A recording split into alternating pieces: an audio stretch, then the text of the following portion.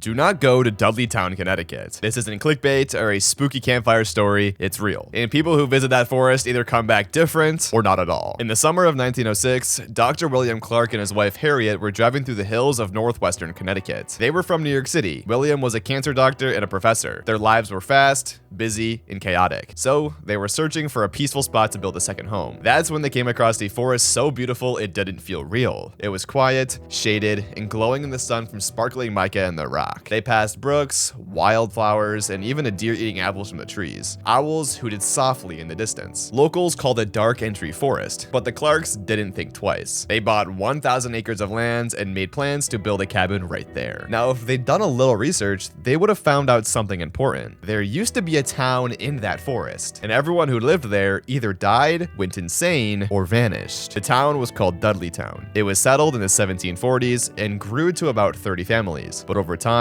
the people there were cursed. 6 members of one family died suddenly. The survivors moved to New York and were massacred in a raid. A man named Tanner started seeing strange creatures in the woods. He lost his mind, so did his neighbor Abel, who reported the same thing. A general's wife was struck by lightning. He went insane days later. There were epidemics, deaths, disappearances, until everyone was gone. By 1900, Dudleytown was just ruins buried in the forest. And that's exactly where the Clarks built their dream home. Dr. Clark tried to hire local builders, but no one would help him. Even when offered a lot of money, every single one refused. No explanation, just no. So he did it himself. Cut down trees, laid pipe from a natural spring, built a 2-story cabin by hand. By Thanksgiving, the place was done. It was perfect. Every summer and holiday, the Clarks returned. They swam in the brook, watched trout dart around in the stream, listened to owls hoot as the sun set. It was heaven. Until 1918. That summer, Dr. Clark was called away to New York for a medical emergency. Harriet was uneasy. She didn't like the idea of being alone in the forest. He promised he'd be back in just 2 days.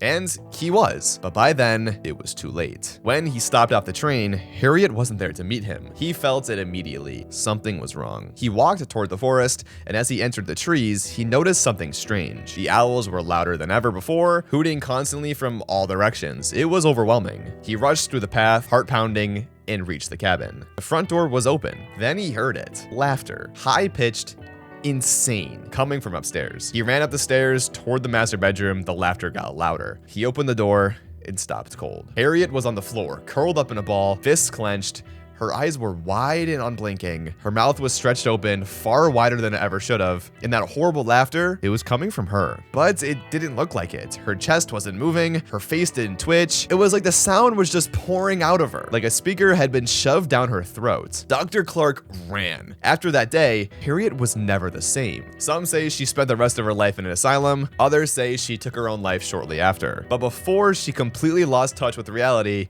she said one thing over and over. There were things in the woods watching me. Today, Dudleytown is abandoned and illegal to visit, but people still sneak in. They report pockets of freezing air, phantom touches, and shadow figures that show up in photos, but not in real life. Even Ed and Lorraine Warren, the real-life investigators behind The Conjuring, called it demonically possessed. So no, this isn't just another ghost town. Something is still out there. And for 36 hours, it had Harriet Clark all to itself.